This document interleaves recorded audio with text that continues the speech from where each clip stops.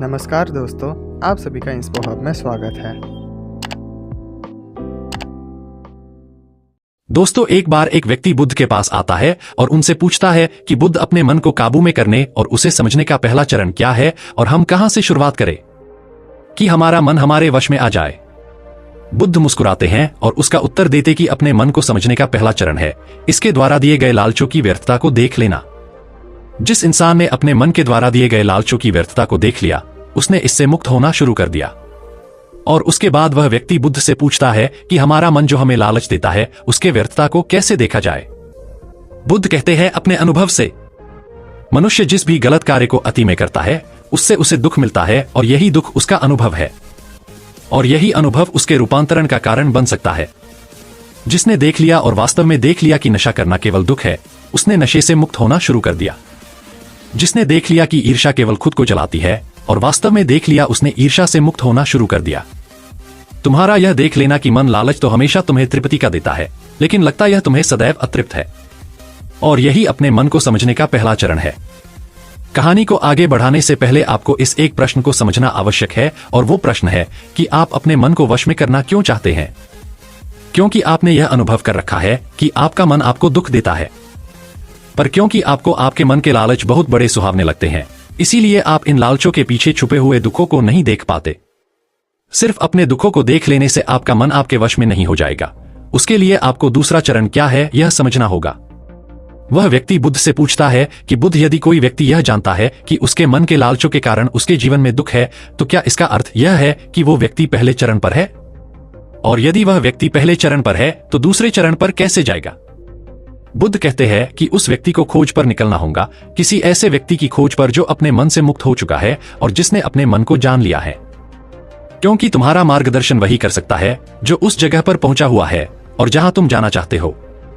दोस्तों, यहां पर एक बात समझनी आवश्यक है कि खोज पर निकलने का अर्थ यह नहीं है कि आप सन्यासी बन जाए, बल्कि खोज पर निकलने का अर्थ यह है कि कोई ऐसा व्यक्ति खोजना जो आपका मार्गदर्शन कर सके। अब यहां पर प्रश्न यह उठता है कि ऐसे व्यक्ति को कहां पर खोजें, क्योंकि आस पड़ोस में तो सभी लोग अशांत भरे पड़े हुए हैं। वह व्यक्ति बुद्ध से पूछता है कि उस व्यक्ति की पहचान क्या है, जिसने अपने मन को समझ लिया है और जिसने खुद को जान लिया हुआ है। क्योंकि हर व्यक्ति यह दावा करता है कि वह ज्ञानी और बुद्धिमान है, लेकिन वास्तव में ज्ञानी कौन है, वह कैसे पता लगेगा? बुद्ध कहते हैं कि यही तीसरा चरण है, और वो चरण है सुनकर। सुनना ही अपने मन को समझने का तीसरा चरण है। उसके बाद वह व्यक्ति बुद्ध से पूछता है कि क्या देखकर यह पता नहीं किया जा सकता, क्योंकि आपको देखकर ही पता लगता है कि आप एक महात्मा है। बुद्ध कहते हैं कि देखने में तो कोई व्यक्ति बहुत शांत लग सकता है, लेकिन भीतर से वह क्या है, यह उसके शब्द ही बता सकते हैं। लेकिन ध्यान रहे कि शब्दों पर भी विश्वास एकदम से नहीं कर लेना है। किसी भी बात पर विश्वास इसीलिए कर लेना है कि उसे मैंने कहा हुआ है या किसी महात्मा ने कहा हुआ है। किसी भी बात पर विश्वास आपको तब कर लेना है जब वह तुम्हारा अनुभव बन जाए। गौतम बुद्ध के द्वारा कही गई इस बात को मैं आपको थोड़ा और आसान भाषा में समझाने की कोशिश करता हूं।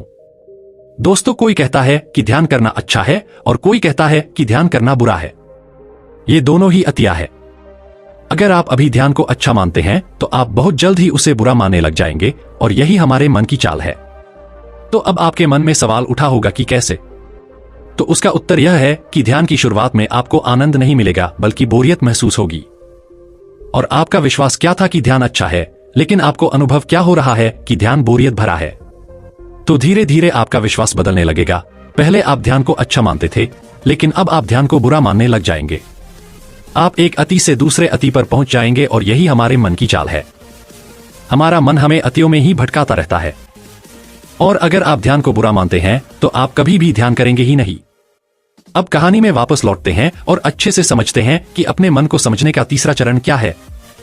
बुद्ध कहते हैं कि किसी भी बात पर विश्वास तब तक नहीं करना है जब तक वह तुम्हारे विवेक की कसौटी पर खरी नहीं उतर जाए।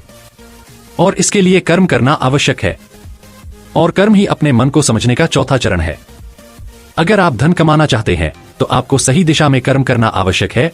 ठीक उसी प्रकार अगर आप खुद को जानना चाहते हैं, तो आपको सही दिशा में कर्म करना आवश्यक है। वह आदमी बुद्ध से पूछता है कि सही दिशा में कर्म करते वक्त आदमी क्या गलती कर सकता है। बुद्ध कहते हैं कि केवल दो गलतियां कर सकता है। पहली गलती है शुरुआत ना करना, और दूसरी गलती है पूरा रास्ता तय न करना। और इन दोनों गलतियों के पीछे हमारे मन की चाल होती है। कोई सोचता है कि मैं शुरुआत कल से करूंगा और कोई सोचता है कि शायद मैं सफल न हो पाऊं। इन दोनों ही गलतियों को व्यक्ति जागरूकता की कमी के कारण करता है। बिना जागरूकता के व्यक्ति का मन उसे सही दिशा में चलने ही नहीं दे सकता, और जागरूकता ही अपने मन को समझने का 5वां चरण है। इसीलिए दिन के हर एक क्षण को जागरूकता के साथ जियो। कोई भी कार्य करो तो उसे जागरूकता के साथ करो। अगर सांसें भी लो तो उसे जागरूकता के साथ लो। बिना जागरूकता के साथ जिया गया एक भी क्षण मृत्यु के समान है। और ध्यान रहे कि जागरूकता बिना ध्यान के संभव नहीं है। उम्मीद करता हूँ आपको ये वीडियो पसंद आया। अगर ऐसी ही कहानियाँ आप भविष्य में सुनना चाहते हैं तो हमारे चैनल को सब्सक्राइब कीजिए और इस वीडियो को लाइक कीजिए। धन्यवाद।